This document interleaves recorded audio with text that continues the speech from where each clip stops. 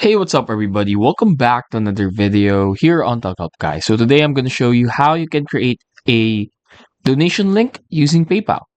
So upon entering PayPal, this is your summary page. What you want to do is go here in the settings icon.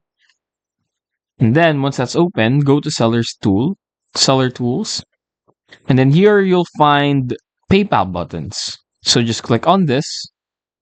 And then as you can see, there are many buttons to choose from here. There is even an add to cart button, but we're going to be focusing on this one, the donate button. So it's part of the new features. So click on that. And then from here,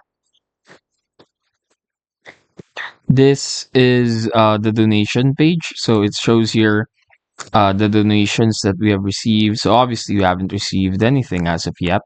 So you need to confirm your charity status to get started. So just confirm charity start step donation. So click on get started. And then for this one, you're going to need to have a business account, or you're going to need to upgrade to a business account for you to be able to create a donation link. But afterwards, just keep on going with that. And eventually you'll be able to create your own donation link. That's it. Hopefully, we were able to help you out on this. If we did, please, of course, do not forget to hit the like and the subscribe button and follow us for more videos only here on CapCut Guy.